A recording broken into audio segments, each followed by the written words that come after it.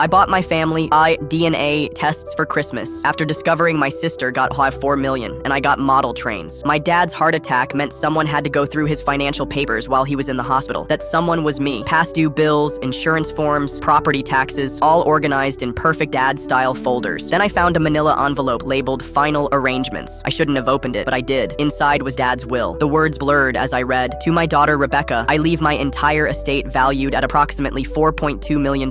And then, to Thomas, I leave my collection of model trains." Model trains? Worth maybe $500 total? I flipped through every page twice, certain I'd missed something. I hadn't. I've always known Rebecca was Dad's favorite, the golden child who could do no wrong. But this felt like he was speaking from the grave, making one final statement about where I stood. When I asked Mom about it, she got quiet. "Your father has his reasons, Thomas. Let it be." Rebecca wasn't surprised either. "Dad told me years ago. I figured you knew." That night, I couldn't sleep. I dug through old photo albums looking for something, anything. In our baby pictures, Rebecca had Dad's eyes, his smile. I looked nothing like either of them. I found my birth certificate tucked in the back of Mom's wedding album. It listed my parents' names, but something felt off. The paper seemed newer than it should be. When I held it to the light, I noticed tiny inconsistencies in the printing. The next day, I called the hospital where I was supposedly born. No record of my birth. The nurse suggested checking county records instead. Another dead end. Uncle Jim came to visit Dad in the hospital. When he saw me, he looked startled, then sad. "You look more like him every year," he said quietly. "Like who?" I asked. He changed the subject immediately. I started noticing other things. How Dad's side of the family never mentioned my resemblance to anyone. How Mom would get anxious whenever medical history forms needed filling out. How I was the only one in the family with blue eyes. Then I remembered when I was 16 and needed emergency surgery. Dad couldn't donate blood because our types were incompatible. Mom stepped in instead. I confronted Rebecca again. This time, I pushed harder. "You really don't know?" she finally said. "I found letters in the attic when I was 14. Mom had an affair. That's why Dad treats you differently." "Did you tell him?" I demanded. "I didn't have to," she whispered. "He already knew." I drove to my parents' house and searched the attic. Behind an old trunk, I found a shoebox filled with letters addressed to Mom. Love letters from someone named Michael. The last one dated 9 months before I was born. There was a photo too, a man with my exact same blue eyes. For weeks, I watched them all acting normal, like everything was fine. Thanksgiving came and went. Dad recovered, but nothing changed. I thought about confronting them directly, showing them the letters, but something held me back. I wanted them to tell me the truth themselves, to respect me enough for honesty. Then I remembered how Mom once let slip during an argument that blood isn't always thicker than water. How Dad called Rebecca my true legacy. Small comments over decades suddenly formed a pattern. I ordered DNA tests for everyone as Christmas gifts. When Dad tried to refuse, I said, "What's wrong? Afraid of what we'll find?" The silence was deafening. 3 weeks later, the results came in during Sunday dinner. I opened mine first, 50% match with Mom, 0% with Dad. Rebecca matched both. Mom started crying. Dad just stared at his plate. "When were you going to tell me I'm not your son?" I asked. Dad finally looked up. "I raised you. Isn't that enough?" "Enough to call me son. Not enough for me to be treated like one." The will changed the next day, split equally, but I didn't care about the money anymore. I cared that for 30 years, I'd been punished for something I never even knew about.